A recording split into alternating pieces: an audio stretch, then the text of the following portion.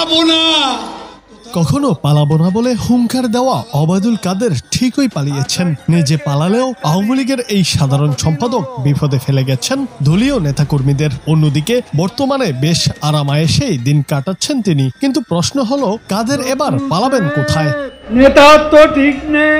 গণ অভ্যুত্থানে ক্ষমতাচ্যুত প্রধানমন্ত্রী শেখ হাসিনা সহ 12 জনের বিরুদ্ধে রেড নোটিশ জারির জন্য আন্তর্জাতিক পুলিশ সংস্থা ইন্টারপোলের কাছে আবেদন করা হয়েছে। সেই তালিকায় আছেন আওয়ামী লীগের সাধারণ সম্পাদক এবং সাবেক সড়ক ও সেতুমন্ত্রী ওবায়দুল কাদের। এছাড়া ওই তালিকায় আছেন শেখ হাসিনা, আসাদুজ্জামান খান কামাল, জাহাঙ্গীর কবির নানক, আকম মোজাম্মেল হক, তারেক আহমেদ সিদ্দিকী, হাসান মাহমুদ, আরাফাত রহমান, নসরুল হামিদ বিপু, বেনজির আহমেদ, মহিবুল হাসান চৌধুরী ও শেখ ফজলেনুর তাপস।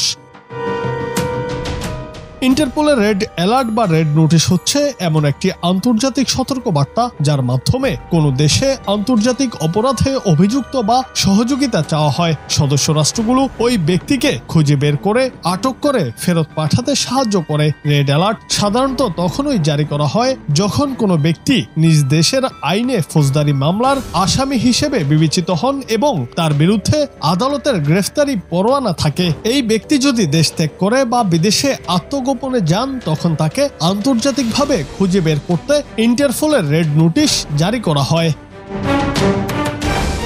প্রক্রিয়াটি শুরু হয় সংশ্লিষ্ট দেশের ন্যাশনাল সেন্ট্রাল ব্যুরো থেকে। বাংলাদেশে এই কাজটি করে থাকে বাংলাদেশ পুলিশের ন্যাশনাল সেন্টার ব্যুরো এনসিবি। বিদেশে পলাতক শেখ হাসিনা সহ 12 জনের বিরুদ্ধে রেড নোটিশ জারি করতে ইন্টারপোলের কাছে পৃথক 3টি ধাপে আবেদন করেছে বাংলাদেশ পুলিশের ন্যাশনাল সেন্ট্রাল ব্যুরো।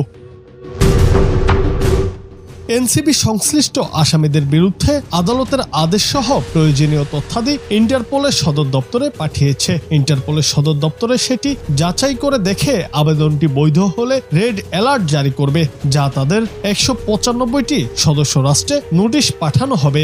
এই নোটিশে আসামির ছবি, পরিচয়, অপরাধের ধরন এবং কোথায় তাকে খুঁজে পাওয়া যেতে পারে সেই সম্পর্কিত তথ্য থাকে।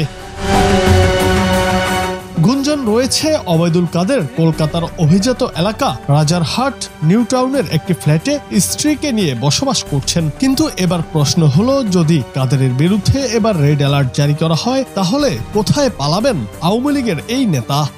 হাসিনা ভাগ্যবতী, আল্লাহর ইমানদার বান্দা। News desk, Bangla TV.